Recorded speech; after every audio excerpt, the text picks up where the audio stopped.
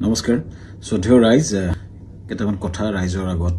মুকলি কৰি দিয়াৰ কাৰণে কথাকে কোৱাৰ কাৰণে আহিলো যোৱা কিছুদিন ধৰি আমাৰ মৰমৰ জুবিনৰ ঘটনাটোৰ পাছত চাৰিপিনে বিৰাট ৰাইজ দুখত নিয়মান হৈছে আমাৰো কাৰণে আমাৰ বুকুৰ আপোন মুৰতি একেলগৰ ফিলছফাৰ ফ্ৰেণ্ড গাইড মানুহজনৰ ঢুকোৱাৰ পাছত আমি খুব নিয়মান অৱস্থাত আছো আৰু কিছুমান কথা ক'বলৈ ওলাই আহিছো কাৰণ ইমান বেছি ভুৱা কিছুমান কেম্পেইন হোৱাৰ কাৰণে আমি কথাখিনি ক'ব চেষ্টা কৰিছো শ্ৰদ্ধেয় ৰাইজ মই গুৱাহাটীলৈ যোৱাৰ কথা আছিলে আজি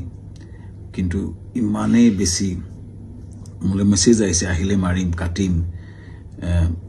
প্ৰায় কেইবা হাজাৰ মেছেজ আহিছে যে গুৱাহাটীলৈ গ'লে কাটিম বুলি সেই প্ৰেক্ষাপটত যাব পৰা নাই সেই সময়ত খুব মন আছিলে গৰিমাৰ ওচৰত থিয় দিয়া মোৰ পৰিয়ালৰ নিচিনা মোৰ ভগ্নী গৰিমা বা দলটোৰ লগত এই ঘটনাটোৰ পিছত থিয় দিব পৰা নাই কিন্তু কিয় পৰা নাই ৰাইজ গম পাইছে কাৰণ আমাক থ্ৰেটনিং কৰা হৈছে কিন্তু আসলতে জুবিন গাৰ্গক মৃত্যুত আমি দুখী নেকি এই কথাখিনি খুব কিছুদিন ধৰি ছ'চিয়েল মিডিয়াত কিছুমান ব্যক্তিয়ে টিআৰপিৰ আশাত মামাকে দুখী সজাই কেংগেৰু কাউট পাতি যে নিজৰ ডিগ্ৰী দিলে কিন্তু আচলতে কথাটো কি জুবিন গাৰ্গক আমি কিয় মাতি আনিছিল শ্ৰদ্ধা ৰাইজ আমি যেটো নৰ্থ ইষ্ট ফেষ্টিভেল ডিল কৰোঁ হেতুত উত্তৰ পূবৰ বিভিন্ন সংস্কৃতি বা খাদ্য বা পৰ্যটনৰ প্ৰসাৰ কৰা হয় প্ৰথম 2013 চনত পাতোতে আমি জুবিন গাৰ্গৰ লগতে কথা পাতিছিলোঁ তেখেতেই আমাক ব্ৰেণ্ড এম্বাছাডৰ হিচাপে গাইড কৰিছে যে মই সংপৃক্ত থাকিম অনুষ্ঠানটো আমি একেলগে কৰিম টিভিত বা বিভিন্ন মিডিয়াত তেওঁ বহুবাৰ কৈছে যে শ্যামকানুৰ সৈতে মিলি আমি নৰ্থ ইষ্ট ফেষ্টিভেল পাতো দিল্লীত বা বিশ্বৰ বিভিন্ন ঠাইত তেওঁ নিজে ইয়াত সংপৃক্ত আছে বুলি বহু ভিডিঅ' আছে মই আপোনালোকক জনাম দেখুৱাম এই ব্যক্তিজন আমি যেতিয়া বাহিৰত অনুষ্ঠান য'তে কৰোঁ আমি তেখেতৰ পৰা আলোচনা কৰোঁ আৰু যিহেতু আমাৰ ব্ৰাণ্ড এম্বাছাডৰ আৰু যেতিয়া আমি বিদেশত কৰিলোঁ দুইবাৰে তেওঁ বেংককত গৈছিলে আৰু এইবাৰো যেতিয়া আমি ছিংগাপুৰত কৰিবলৈ গ'লোঁ তেখেতক আমি ক'লোঁ যে ছিংগাপুৰত কৰিব বিচাৰিছোঁ চ' আমি ক'লোঁ এনেকৈ কৰিব আমাৰ গোটেই প্ৰগ্ৰেমটো এনেকুৱা হ'ব তেখেতক ক'লোঁ যে তুমি যাবা নেকি তেখেতে ক'লে যাম মই যাম মোৰ লগত মোৰ ভাতৃ সন্দীপনক লৈ যাম আৰু মেনেজাৰ সিদ্ধাৰ্থ যাব আৰু আমাৰ শেখৰ যাব চ' এনেকৈ ক'লে কোৱাৰ পাছত আমি পিছত আৰু এগৰাকী সংগীত শিল্পীও আহিলে চ' কোৱাৰ পিছত আমি আয়োজন কৰাৰ প্ৰক্ৰিয়া আৰম্ভ কৰিলোঁ আৰু প্ৰথম কথা শ্ৰদ্ধেয় ৰাইজ জুবিন গাৰ্গক মতাটো পাপ নহয় উত্তৰ পূৰ্ব আটাইতকৈ ডাঙৰ অনুষ্ঠান নৰ্থ ইষ্ট ইণ্ডিয়া ফেষ্টিভেলত উত্তৰ পূৰ্ব আটাইতকৈ ডাঙৰ যিজন সংগীত শিল্পী তেখেতক নিমন্ত্ৰণ কৰাটো যিহেতু আমাৰ ব্ৰেণ্ড এম্বাছাডৰো হয় আমাৰ লগত সংপৃক্ত হয় আৰু তেখেতক মতাটো পাপ কৰা নাছিলোঁ এইটো আমাৰ দায়িত্ব আছিলে তেখেতক নিমন্ত্ৰণ কৰাটো তেখেত কিয় 17 তাৰিখে আহিলে এইটো প্ৰশ্ন হৈছে তাৰ আগতে সুস্থ দেহাৰে আহিছে বুলি বহুতে লিখিছে কিন্তু তাৰ দুদিনমান আগতে তেখেতে আমাৰ 7 ছেপ্টেম্বৰত মুম্বাইত তেওঁ খুব ধুনীয়া পাৰফৰ্মেঞ্চ কৰিছে মুম্বাইত আৰু তেখেতে 1 তাৰিখে নে 3 তাৰিখে দিল্লীত তেখেতে পূজাত এটা অনুষ্ঠান কৰাৰ কথা আছিল সম্পূৰ্ণ কনচাৰ্ট বা মিউজিকেল প্ৰগ্ৰেম কৰাৰ কথা আছিল কেইবাটাও প্ৰগ্ৰেম তেওঁ লাইন হৈছে তেখেতে প্ৰগ্ৰেম কৰি আছিলে চ' গতিকে সুস্থ দেহাৰে আমি অনাটো আমাক এটা অতি ভুল দোষাৰোপ কৰা হৈছে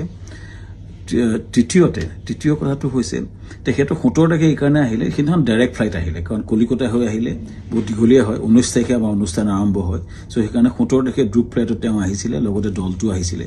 আমি পেন পেচিফিক হোটেলত ৰাখিছিলোঁ আমাৰ য'ত অনুষ্ঠান হৈছিল তাৰ লগতে সানটেকৰ লগতে পেন পেচিফিক এখন 5-star হোটেল সকলো দলটো আমি ৰাখিছিলোঁ ভালকৈ ৰখাৰ চেষ্টা কৰিছিলোঁ আমি তেওঁলোকক কথা পাতিছিলোঁ যে তেওঁ কৈছিলে আমি অলপ জিৰণি ল'ম আৰু 19 তাৰিখে তেওঁ আৰম্ভণি অনুষ্ঠানত তেওঁ থাকিব আৰু 20 তাৰিখে তেওঁ দুটামান গান গাব ভূপেন হাজৰিকাৰ এটা ট্ৰিবিউট দিব এইটো আলোচনা আমাৰ হৈছিলে পিছত 18 তাৰিখে দিনাখন 19 তাৰিখে আমাৰ অনুষ্ঠান আছিলে 18 তাৰিখৰ দিনাখন আমি তেখেতক খবৰ কৰিতে শুই আছিলে আমাৰ বহুত বিভিন্ন উত্তৰ পূৰ্বৰ মানুহ আছিলে তেওঁৰ লগত তেওঁ ভায়েক আছিলে আৰু তেওঁ সিদ্ধাৰ্থ আছিলে মেনেজাৰ আৰু দল আছিলে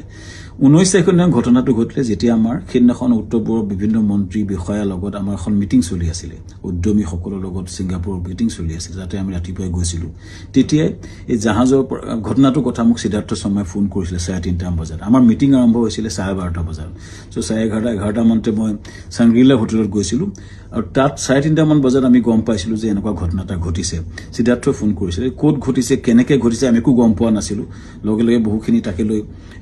ফোন আহিছিল কিন্তু মই উত্তৰ দিব পৰা নাছিলোঁ আচলতে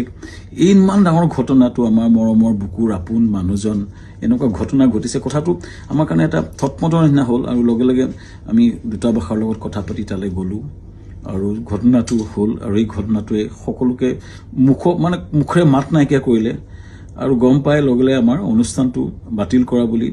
আমাৰ হাই কমিছনে নিজস্বভাৱে ঘোষণা কৰিলে আৰু অনুষ্ঠান তাতে বাতিল কৰা হ'ল তাৰ পিছতো কোনবাই উলিয়াইছে আমি প্ৰগ্ৰাম কৰি আছিলোঁ বুলি কিন্তু আচলতে আমাৰ ভাৰতৰ ৰাষ্ট্ৰদূতে এইটো ডিক্লেয়াৰ কৰিছিলে অনুষ্ঠানটো সম্পূৰ্ণ বাতিল কৰা হৈছিলে আৰু সেইটো পিছতো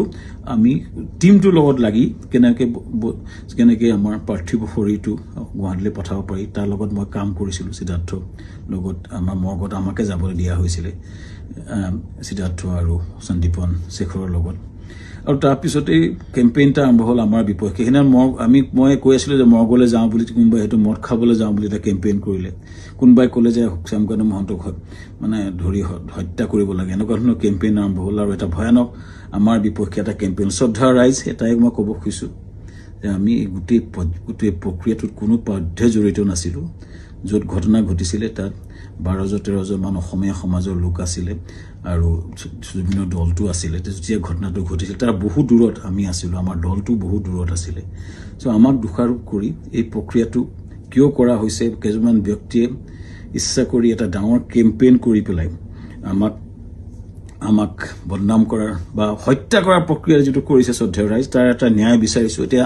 SIT হৈছে আমি খুব আদৰণি জনাওঁ যি প্ৰশ্ন হয় উত্তৰ দিব বিচাৰিছোঁ কাৰণ আমাৰ ফালৰ পৰা আমি ক'বলগীয়া কথাখিনি আমি কম আমি আদৰণি জনাইছোঁ সঠিক তদন্ত হওক কিন্তু এই যিটো ঘটনা ঘটিছিলে জাহাজখনত বহু দূৰত আমি আছিলোঁ আৰু আমাক সেই ঘটনাটোৰ সময়ত এই যিকেইজন ব্যক্তি আছে তেওঁলোকে তাৰ কথা ক'ব পাৰিব কিন্তু আমাক সেই ঘটনাটোৰ সময়ত আমাক সম্পৰ্কে কোৱা আমাৰ একচুৱেলি আমি নাজানিছিলোঁ কিন্তু এটা কথা হয় এই যিটো ঘটনা হ'ল এই ঘটনাটো আমাক সম্পূৰ্ণৰূপে বিধ্বস্ত কৰিছে আমাৰ জুবিন গাৰ্গ আমাৰ কাৰণে আছিলে সাহস জুবিন গাৰ্গ আমাৰ আছিলে ব্ৰেণ্ড এম্বাছাডৰ জুবিন গাৰ্গ আমাৰ অনুষ্ঠানটোৰ মূল হৃদপিণ্ড আছিলে হৃদপিণ্ডজন যোৱাৰ পাছত আমাৰ যি অৱস্থা হৈছে গোটেই দলটোৰ আমাৰ গোটেই বিধ্বস্ত অৱস্থা আমাৰ সকলোৰে আৰু ইয়াৰ পাছত যিটো আক্ৰমণ হৈছে আমাৰ পৰিয়ালৰ ওপৰতো আক্ৰমণ হৈছে ফেক ভিডিঅ' ওলাইছে ফেক ফোন কল ভাইৰেল হৈছে ইমান জুবিন গাৰ্গে এই অনুষ্ঠানটো নিজৰ বুলি আগুৱাই লৈ গৈছিলে তেওঁ অনুষ্ঠানটোৰ গুৰুত্বটো বুজি পেলাই নিজকে আগুৱাই লৈছিলে আৰু সেইজন ব্যক্তিৰ স্মৃতিত আমি বহু কৰিবলগীয়া আছে কিবা যদি জীৱনত কৰিব বিচাৰোঁ জুবিনৰ স্মৃতিত নিশ্চিতভাৱে কৰিব বিচাৰিম কিন্তু এই যিটো অন্যায় হৈছে যিটো মিছা অপবাদ দিছে ন্যায় হওক চৰকাৰক বিচাৰিছোঁ ন্যায় হওক আৰু আমিও ন্যায়ালয়ত যাব লাগিব আমাক দেশত আইন বুলি এটা বস্তু আছে যে মিছা অপবাদত আমাক যিটো কৰা হৈছে বা নিজৰ ঘৰলৈ যাব নোৱাৰা অৱস্থা হৈছে আমি নিশ্চিতভাৱে কিছুমান মানুহ উচতনি দি যিটো কৰিছে আমি ন্যায়ালয়ক নিশ্চিতভাৱে ক'ব লাগিব যে আমাক ন্যায় দিয়ক সুৰক্ষা দিয়ক আৰু ৰাইজৰ পৰা ন্যায় বিচাৰিছোঁ চৰকাৰৰ পৰা ন্যায় বিচাৰিছোঁ আৰু জুবিনৰ আমাৰ মহান শিল্পী আমাৰ মৰমৰ বুকুৰ আপোন মানুহজনৰ আত্মাই চিৰশান্তি পাওক ৰাইজৰ পৰা আশীৰ্বাদ বিচাৰিছোঁ ন্যায় বিচাৰিছোঁ ধন্যবাদ